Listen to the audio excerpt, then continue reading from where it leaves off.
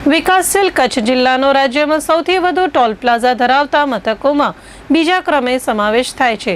જો કે પંથકમાં રોડ રસ્તાની પરિસ્થિતિ કથળી જતા માલ પરિવહન કરતા વાહન ધારકો રોષે ભરાયા છે। બિસ્માર માર્ગોને લઈને કચ્છ ટ્રાન્સપોર્ટ એસોસિએશનના વિવિધ મંડળ દ્વારા આજથી માર્ગ સુધારણાની માંગ સાથે નો રોડ નો ટોલના સૂત્રને અનુસરી અચોક્કસ મુદતની હડતાળ પર ઉતરી ગયા છે। અહીંના 5 રાષ્ટ્રીય અને 2 રાજ્ય ધોરીમાર્ગે આવેલા કુલ 7 ટોલ પ્લાઝા સામે પરિવહન વ્યવસાય કરતા લોકોએ વિરોધ નોંધાવ્યો છે। આ પ્રદર્શનથી 40 થી 50 હજાર નાના મોટા વાહનોના પૈડા થંભી ગયા છે। કચ્છના શહેરની શેરીથી ગામની ગલી કે રાજ્ય અને રાષ્ટ્રીય ધોરીમાર્ગ ઉપરના માર્ગોમાં ખાડાઓમાં ફેરવાઈ ગયા છે।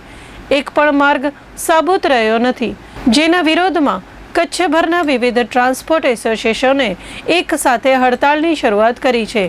2 દિવસ પહેલા જ લોડિંગ બંધ કરવામાં આવ્યું હતું। હવે સ્વૈચ્છિક હડતાળમાં માર્ગો પરની ગાડીઓ થોભાવી દેવાઈ છે। મોટી સંખ્યામાં આગેવાનો સામખિયાળી સહિત વિવિધ ટોલનાકા પર પહોંચ્યા છે। નો રોડ નો ટોલના નારા સાથે લડત તેજ બનાવી છે। હું રાજેશભાઈ છાંગા, શ્રી રત્ના ટ્રક ઓનર વેલફેર ફાઉન્ડેશન। આજે અહીં સામખિયાળી મધ્યે તારીખ 12/9/2025 રોજ જે અમારો અગાઉથી કાર્યક્રમ હતો એ નિર્ધારિત એ કાર્યક્રમના સ્થળ અને સમય ઉપર આજે અહીં નો રોડ નો ટોલની મુહિમમાં અમે સૌ સાથે જોડાયા છીએ। તો કચ્છ જિલ્લાના તમામ ટ્રક ટ્રાન્સપોર્ટના આગેવાનો, ટ્રક માલિકો, મોટી સંખ્યામાં ડ્રાઈવર મિત્રો આજે આ મુહિમમાં જોડાણા છે। તો આ મુહિમનો ઉદ્દેશ એક જ છે, સારા રોડ આપો। નેશનલ હાઈવે ઓથોરિટીને અમે છેલ્લા 2 વર્ષથી અમે આવેદનપત્રો અને રજૂઆતો કરીને હવે થાક્યા છીએ, છતાં પણ ટોલ રોડ જે ટોલ ઉપર જે ટોલ વસૂલે છે એ રોડને પણ જો સારી ગુણવત્તામાં એ નથી અમને આપતા, તો એનો અમારો વિરોધ છે।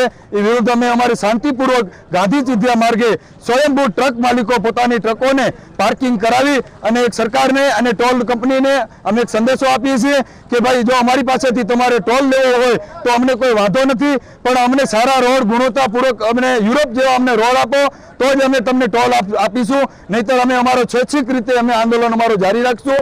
નો રોડ નો ટોલના કન્વીનર તરીકે મારું નામ ભગીરથસિંહ જાડેજા છે। હું કન્ટેનર એસોસિએશનનો સેક્રેટરી છું। છેલ્લા ઘણા વર્ષથી અંદર કચ્છની અંદર જે રોડ રસ્તાની હાલત છે, જે નેશનલ હાઈવેની જવાબદારીમાં આવે છે, પણ નેશનલ હાઈવે કામ કર્યું નથી અને રસ્તાઓ સાવ બિસ્માર, જે ધણી વગરના ધણ જેવું કામ કરી નાખ્યું છે નેશનલ હાઈવે। એટલે આજે અમારી છેલ્લા 1 વર્ષથી આ મુહિમ ચાલે છે, પણ એ લોકોએ કોઈ વસ્તુનું ધ્યાન આપ્યું નહીં। છેલ્લે 3 મહિનાથી ચોમાસા પહેલાં પણ અમે નેશનલ હાઈવેને જાણ કરી, એમની સાથે અમે રોડ સર્વે કરવાયા, ડ્રોન સર્વે કરાવીને એ લોકોને અમે પ્રેઝન્ટેશન આપ્યું કે તમે રોડ બનાવો, કચ્છની પ્રજા હેરાન છે, તમે આ વસ્તુ કરો।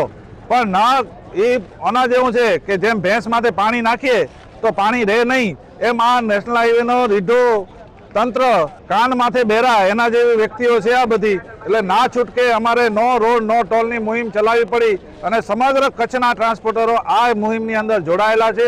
અને આજે તમે પરિસ્થિતિ જોઈ શકો છો, ઓછામાં ઓછા 1500 થી 2000 માણસો આજે અહીંયા સામખિયાળી ટોલ ઉપર આ વિરોધની અંદર જોડાયા છે।